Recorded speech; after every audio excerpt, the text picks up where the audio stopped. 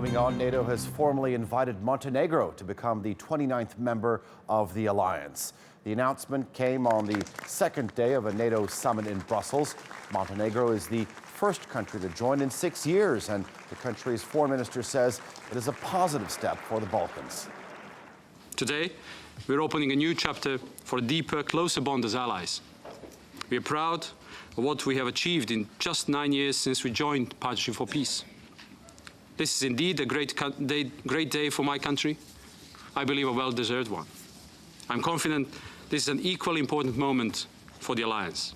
By opening your door to Montenegro, both literally and symbolically, you've showed why this alliance is so vital and strong. The invitation to Montenegro is great news for the Western Balkans as well, for strengthening of its security and stability. The announcement sets the accession process for Montenegro in motion, but it will take months to complete. Russia has announced that the joint programs with Montenegro will be stopped if it joins NATO, including in military areas. Let's take a closer look at Montenegro and why Moscow regards its partnership to NATO a provocation. Now, it may only have a population of around 600,000, but Montenegro's accession would be symbolic. It used to be part of the former Yugoslavian republics and was bombed by NATO in 1999 as part of the alliance's wider campaign against Yugoslav President Slobodan Milosevic. Montenegro lies in a particularly strategic location in the Balkans on the border of Russia's ally Serbia, which is almost surrounded by NATO. All right, let's go to Jack Parrick in Brussels for us. He's been following the summit for us. Jack, how important is it for NATO to continue expanding with new members? Because it's been 6 years now. Well, indeed, it's incredibly symbolic for NATO that they are joining members, especially ones that used to come under the umbrella of the former Soviet Union. So it's a major step, but also it's a strategic step for NATO.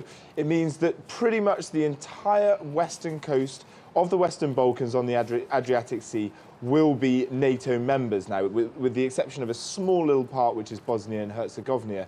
So it's a really symbolic moment, and it's also incredibly important for NATO to show that they are joining with the Western Balkans. It's a real policy area that they made over a decade ago to get the Western Balkans on board in the military alliance. It was only 17 years ago that NATO planes were bombing targets in Montenegro during the Yugoslav wars and in Kosovo, etc. Jack, I mean, now the Russian Foreign Minister, Sergei Lavrov, has called NATO enlargement a provocation. How do you think Moscow will react to this? Well, indeed. So Moscow won't be happy that Montenegro has now been invited to join NATO. And we're even hearing from some senators in Moscow that indeed that Russia will suspend any military activity on cooperation with Montenegro. Now, as important and as symbolic as this is, it's not the most important NATO candidate country. Georgia and Ukraine, back in 2008 at a big NATO summit, NATO said that they intend for those two countries to join, and their succession to join NATO could be far more problematic. But we are expecting to hear from Moscow that they're extremely unhappy about this invitation to Montenegro for them to join, bearing in mind that they were a former communist country under the umbrella of the Russian Federation. All right. Jack Parrick reporting live for us in Brussels.